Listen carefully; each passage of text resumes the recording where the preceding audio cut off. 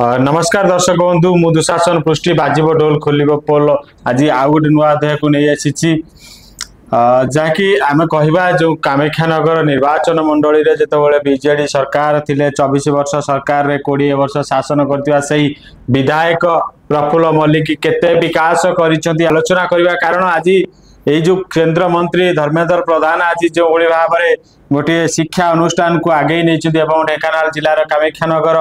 आउ गोटे पाद शिक्षा रे आगे कारण शिक्षा केंद्र मंत्री जो शिक्षा मंदिर टी निर्माण हम एवं जो शिक्षा अनुष्ठान टी आरंभ होगा जाऊँगी वर्तमान गोटे स्वागत योग्य पदक्षेप नहीं शिक्षा मंत्री से धर्मेंद्र प्रधान जे विगत 24 वर्ष सरकार जिते जहाँ पारी नहीं वर्तमान सरकार ताहा करिछि किंतु वास्तव में ए जो विधायक रही कामाख्यानगर विधायक रही 24 वर्ष भितर 20 वर्ष शासन करिसेंती सी भी अवहेलित कर रखी से भुवन को एवं भुवनवासी जितेबाला विश्वास भरोसा आम ये कहूँ जितेबाला विश्वास भरोसा रखी परिवर्तन करते एवं एठी परिवर्तन 24 वर्ष पर जितेबाला विधायक को परिवर्तन करा परिवर्तन पर अनेक अवहेलित हो पड़ा भुवन को विकास पथर आगे ने जनसाधारण माने जो विश्वास भरोसा रखी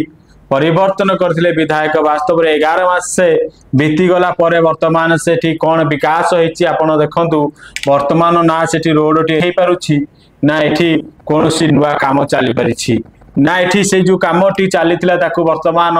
संपूर्ण करा जाई परिछि वर्तमान अनेक समस्या देखा मिलूँ भुवन में कहीं विकास पथ को बाधक साजिचती एवं जितेबाला 11 मास बीतीगला भी कहीं कामाख्यानगर विधायक शत्रुघ्न जेना बाजी राउत वीर बाजी राउत माटीर ब्राह्मणी सेतुटी अंधार रे पड़ी किंतु आज भी आलोकित हो पारानी ये कहीं अवहेलित करा जाउछि एवं जितेबाला कही रखुचु यथा पूर्वम तथा परम आम यही कथा ये कहूँ जो विधायक रही सी जितेबाला भुवन को अवहेलित करते आज भी वास्तव में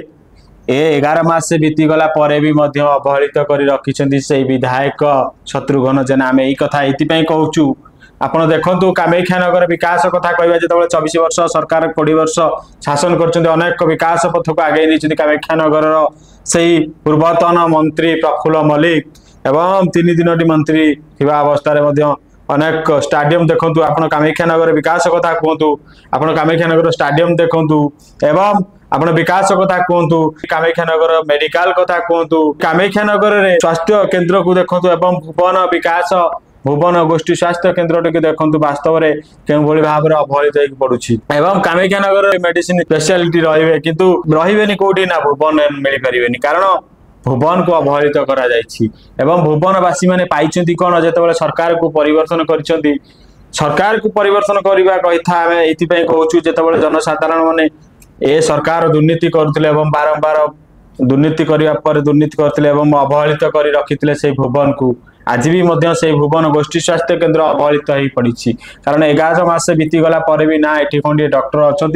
ना ये विकास कथा भावुची बरम विकास नु विकास ना विनाश करा जाउची कारण वास्तव में जो भुवन को विकास कथा कहवा आम पार्क टू आरंभ कर पोखरी गुड़िक देखु केमती अधूरा काम हो पड़ी आपको दृष्टि दे पारना से विधायक कहीं ता भी गोटे प्रश्न सृष्टि करुच्ची किसी लोकों मन में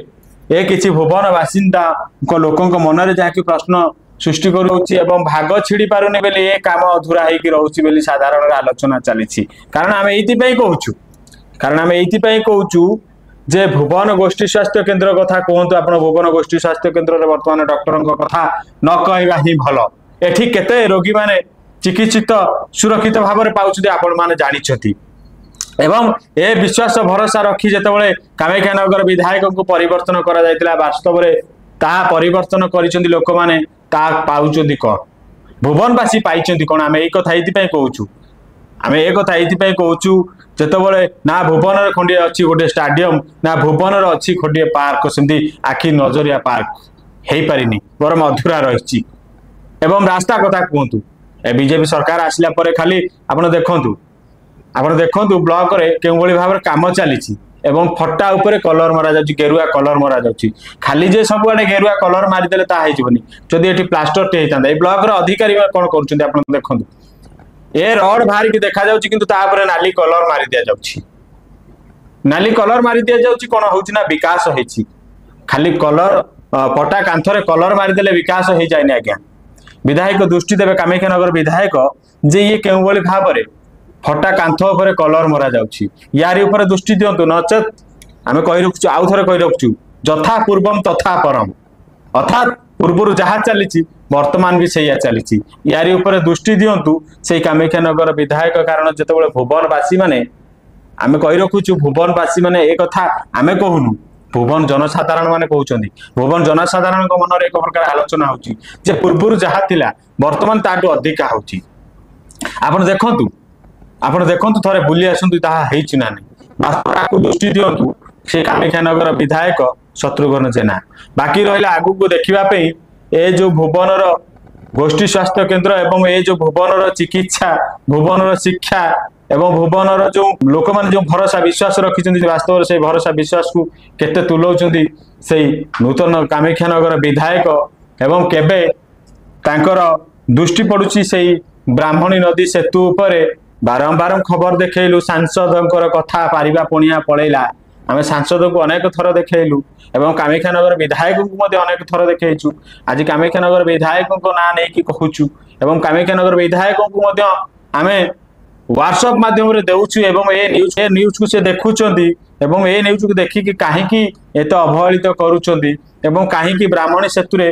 सामान्य ब्राह्मणी सेतु रे लाइट टी जळै पारु नांती एवं रास्तार अवस्था देखि पारुचंदी काहे कि रास्ता को वर्तमान सुधा पूर्ण करि पारु नांती एवं काहे कि ए चोरी लुटपाट बढ़ी चली आपण नजर रखु कारण आपण पीढ़ी आम अनेक समय आम कही रखुचु आ खूब कम समय भितर खूब कम दिन भितर आम भी अनेक पोल खोलू कारण आपण जो राजरास्ता को आसते जो सब कम को लेकिन से कम वर्तमान विरोध अच्छी ना चली विचार करूँ आगामी दिन में अनेक पोल खोलू बाजिब ढोल खोल पोल एपिसोड टी जदि आपको भल लगुच तेज आम चैनल को लाइक शेयर सब्सक्राइब करने को भूलु ना रोची जय जगन्नाथ।